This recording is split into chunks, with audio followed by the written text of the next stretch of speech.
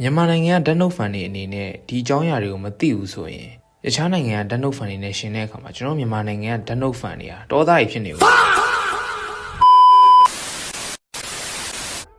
ဓာတ်နှုတ်ဟာ anime ရောမန်ဂါမှာပါ ending ဖြစ်သွားပြီဆိုပေမဲ့လူတွေမသိသေးတဲ့ theory တွေနဲ့တခြားစိတ်ဝင်စားဖွယ်အကြောင်းအရာတွေအများကြီးကြန့်ရှိနေပါသေးတယ်အဲ့ဒီထင်းမှာဓာတ်နှုတ်မူရင်းဇလန်တွေမှာပါဝင်ခဲ့တဲ့ Dead Eraser အကြောင်းနဲ့လိုက်ရာဂမီနောက်ပိုင်းမှာပေါ်လာတဲ့ထူးဆန်းတဲ့ဂီတာတွေအကြောင်းဒီကုန်းနဲ့မှာအဆဆုံးပြောပြပြီးတော့မှာဖြစ်ပါတယ်ပထမဆုံးအနေနဲ့ Death Note ဟာ animation ending ဖြစ်ပြီးသွားတဲ့နောက်ပိုင်းမှာ special episode နှစ်ခုထွက်ရှိခဲ့ပါတယ်ဒီ special episode တွေကကျွန်တော်တို့ကြည့်ပြီးသား animation series တစ်ခုလုံးအနှစ်ချုပ်ထားတဲ့ special episode နှစ်ခုဖြစ်ပါတယ်special episode နှစ်ခုလုံးကအနှစ်ချုပ်ထားရဲဆိုပေမဲ့ကျွန်တော်တို့မသိသေးတဲ့အကြောင်းအရာတွေနဲ့အခြားစိတ်ဝင်စားစရာအကြောင်းအရာတွေအများကြီးကိုထည့်သွင်းပြီးတော့ရေးဆွဲထားတာပဲဖြစ်ပါတယ်ပိုပြီးထူးခြားတဲ့အချက်ကတော့ကျွန်တော်တို့ကဒီ special episode နှစ်ခုလုံးကို Shinigami Ryuk ရဲ့အမြင်ကနေပြန်ပြီးတော့ကြည့်ရှုရမှာပဲဖြစ်ပါတယ်ကျွန်တော်အနေနဲ့ဒီ episode နှစ်ခုလုံးရဲ့အကြောင်းကိုနည်းငယ်ရှင်းပြပေးချင်ပါတယ်ဒီ special episode နှစ်ခုရဲ့ပထမပိုင်းမှာကျွန်တော်ကြည့်ခဲ့ဘူးတဲ့မူရင်း animation ရဲ့အပိုင်း1ကနေ26ထိ Light နဲ့ L တို့ရဲ့အားပြိုင်တဲ့အပိုင်းတွေကိုအနှစ်ချုပ်ထားရပဲဖြစ်ပါတယ်ဇလန်ရဲ့အစပိုင်းမှာအမည်မသိရှင်နီဂါမီတယောက်က Rook စီကိုလာပြီးလူတွေအကြောင်းမေးမြန်းရာကနေ Rook ကနေပြီးတော့ Light ယာဂါမီအကြောင်းကိုပြန်ပြီးရှင်းပြရာကနေစတင်ထားပါတယ်နောက်ပြီးကျွန်တော်မမြင်ဘူးတဲ့အပိုင်းတချို့ကိုလည်းဒီ episode 1နဲ့မှာဖော်ပြပေးထားပါတယ်Special Episode 2ကိုတော့2008ခုနှစ်မှာထွက်ရှိခဲ့ပြီးမူရင်း animation ရဲ့ဒုတိယအပိုင်းဖြစ်တဲ့အပိုင်း29ကနေ39ထိနီယာမယ်လိုတို့နဲ့ L တို့ရဲ့တိုက်ပွဲကိုအနှစ်ချုပ်ထားတာပါဒီအပိုင်းက LT ဆုံးပြီးနောက်ပိုင်းဇလန်ကိုအဓိကဖော်ပြပေးထားတာဖြစ်ပြီး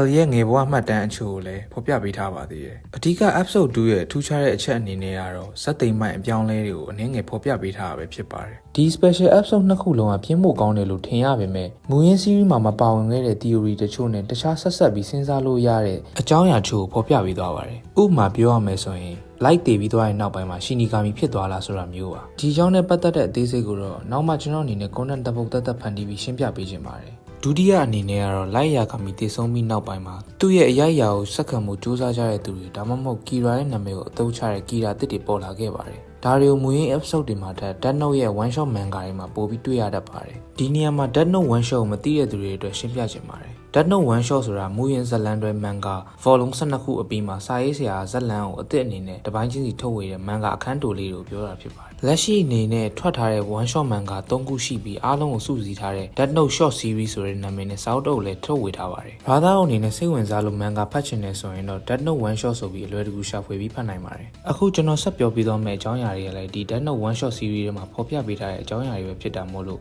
manga မဖတ်ချင်တဲ့သူတွေအတွက်လည်းဒီဗီဒီယိုလေးကိုကြည့်နေရတဲ့လုံလောက်မှာဖြစ်ပါတယ်ဆိုတော့ light နောက်ပိုင်းမှာပေါ်လာတဲ့ကီရာတွေအကြောင်းဆက်ပြီးဆွေးနွေးလိုက်ရအောင်ပထမဆုံးအနေနဲ့ကတော့ C ကီရာပါအရှိကောက်ကတော့ cheap ကီရာလို့ခေါ်ပါတယ်သူကနာမည်အရင်သိချာမသိရတဲ့လူတစ်ယောက်ပါသူက Root စီကနေ Death Note ရောက်ခဲ့တာမျိုးမဟုတ်ဘဲနဲ့အခြားရှင်နီဂါမီတစ်ယောက်စီကနေရခဲ့တာမျိုးပါသူက like လိုမျိုးရီမန်းချက်ကြီးမားမရှိပါဘူးဝေနာခံစားနေရတဲ့တက်ကြီးရွယ်ကိုတွေနဲ့ကိုတေချောင်းကြံချင်နေတဲ့သူတွေကိုပဲတက်ပေးခဲ့တာပါဒါကြောင့်နီရာကသူ့ကိုလူသက်သမားတက်ပဲကီရာမဟုတ်ဘူးလို့ရုပ်မြင်တန်ကြားနေလူသိရှင်ကြားအဆက်ခွဲလိုက်တဲ့အတွက်သူကစိတ်တက်ကြပြီးကိုတက်တည်သွားခဲ့ပါတယ်ဒါကြောင့်သူ့ကို cheap ကီရာလို့ခေါ်ကြတာပါနာမည်နဲ့လည်းလိုက်ပါတယ်တကယ်ငစားပါနောက်ထပ်ကီရာတယောက်ကိုတော့ A ကီရာလို့ခေါ်ပါတယ်သူ့နာမည်ကတော့ Minoru Tanaka ပါသူကလိုက်လို့ညံကောင်းတဲ့ចောင်းသားတစ်ယောက်ဖြစ်ပြီး Death Note ကိုလည်း Shinigami Ryuk စီကနေရခဲ့တာပါဒါပေမဲ့သူက Death Note ကိုလူတက်ဖို့အတွက်အသုံးပြုခဲ့တာမဟုတ်ပါဘူးသူက Death Note ကိုလေလံတင်ပြီးရောင်းစားခဲ့တာပါသူရောင်းစားခဲ့တာလည်းရိုးရိုးတာမန်လူတွေကိုရောင်းစားခဲ့တာမျိုးမဟုတ်ပဲနဲ့နိုင်ငံတော်အဆင့်အစိုးရတွေကိုရောင်းစားခဲ့တာမျိုးဖြစ်တဲ့အတွက် American နိုင်ငံနဲ့တရုတ်နိုင်ငံဒေါ်လာ trillion နဲ့ချီပြီးဈေးပြန်ပြေးခဲ့ပါတယ်သူကDeath Noteကိုသုံးပြီးငွေတွေအများကြီးရအောင်ဖန်တီးနိုင်ခဲ့တဲ့အပြင်နီရာကိုရန်အောင်သူ့ကိုဖမ်းဖို့လက်လျှော့ခဲ့ရပါတယ်ဒါပေမဲ့ရှင်နီဂါမီကင်းကDeath Noteကိုရောင်းရင်တေရမယ်ဆိုတဲ့စီးမင်းကိုချက်ချင်းထုတ်ပြန်လိုက်တာဖြစ်တဲ့အတွက်သူကငွေထုတ်တဲ့အချိန်မှာပဲတေဆုံးသွားခဲ့ရပါတယ်နောက်ဆုံးတစ်ခုအနေနဲ့တော့တေမင်းတမန်ခဲပြက်လို့ခေါ်တဲ့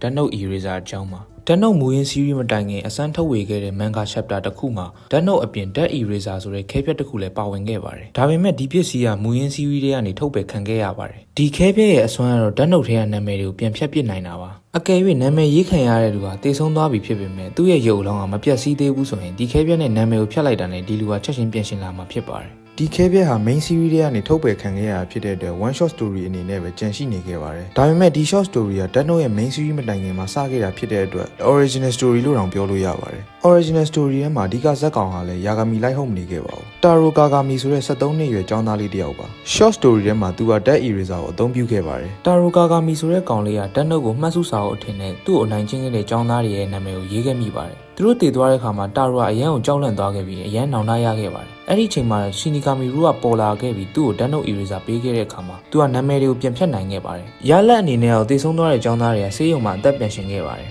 ဒါပေမဲ့ဒန်နိုကိုရေးခဲ့တဲ့ဆူကူမီဟာလိုက်ရာကမီပါဝင်တဲ့ main series ကိုရေးတဲ့အခါမှာဒီခဲပြက်ကိုဖြုတ်ပစ်ဖို့အတွက်ဆုံးဖြတ်ခဲ့ပါတယ်ဖြုတ်ပစ်လိုက်ရတဲ့အကြောင်းရင်းတွေကတော့ဒန်နိုကပေးတဲ့ပြတ်သားမှုတွေရဲ့ L နဲ့လိုက်ရဲ့ကြားကတင်းမာမှုတွေကလည်းအားနည်းသွားနိုင်ပါတယ်ဒါအပြင်ဇက်လန်တစ်ခုလုံးက main character ဘက်မှာပဲရှိနေမှာဖြစ်တဲ့အတွက်ပေါ့ပြက်ဆန်သွားနိုင်ပါတယ်ဒီအကြောင်းအရာတွေကြောင့်ပဲခဲပြက်ကို main series ကနေထုတ်ပစ်လိုက်ရတာဖြစ်ပါတယ်ဒါပေမဲ့ခဲပြက်တာပါလာခဲ့ရင်ပိုပြီးစိတ်ဝင်စားဖို့ကောင်းမယ်ဆိုတာလည်းကျွန်တော်အနေနဲ့ယူဆမိပါတယ်အကယ်၍ light နဲ့နီယာနဲ့ထိတ်တိုက်တွေ့တဲ့ warehouse ထဲမှာသာ light အနေနဲ့မီကာမီကိုခဲပြက်ရောစာအုပ်ပါပေးထားမယ်ဆိုရင်မီကာမီအနေနဲ့ခဲပြက်နဲ့စာအုပ်ထဲကနာမည်တွေကိုချက်ချင်းဖျက်ပစ်နိုင်မှာဖြစ်ပါတယ်ဒါကြောင့်ပဲ light ဟာကီရာဆိုတဲ့ဆွတ်ဆဲမှုရဲ့အရေးအောက်ကနေထပ်မံပြီးတော့လွတ်မြောက်သွားအောင်မှာဖြစ်ပါတယ်ဒါပေမဲ့ဒီအချိန်မှာမီကာမီကတော့တေကိုတေရမှာပါအဲ့ဒီအချိန်မှာ light ဟာရှီနီကာမီမျက်လုံးမရှိတဲ့အတွက်မီကာမီကိုဆုံးရှုံးလိုက်ရတဲ့အခါမှာနီယာရဲ့နာမည်အရင်ကိုလည်းမသိနိုင်တော့ပါဘူးဒါကြောင့်နီယာနဲ့ light ရဲ့ကြားတိုက်ပွဲရတယ်ပိုပြီးပြင်းထန်လာနိုင်ပါတယ်ဒါကတော့ကျွန်တော်စဉ်းစားမိရသလောက်ပါ brother တို့ရဲ့အမြင်တွေကိုလည်း comment ထဲမှာဝင်ရောက်ဆွေးနွေးသွားခဲ့လို့ရပါတယ်ဗီဒီယိုလေးကတော့ဒီလောက်ပါပဲနောက်ထပ်ဒီလိုမျိုးစိတ်ဝင်စားဖို့ကောင်းတဲ့အကြောင်းအရာတွေနဲ့ anime တွေက psychology နဲ့ပတ်သက်တဲ့အကြောင်းအရာတွေကိုပါဒီ channel လေးထဲမှာဆက်လက်ပြီးတင်ဆက်ပေးသွားမှာဖြစ်တဲ့အတွက် channel လေးကို like and subscribe လုပ်ခဲ့ဖို့အတွက်တောင်းဆိုချင်ပါတယ်အားလုံးကိုကျေးဇူးတင်ပါတယ်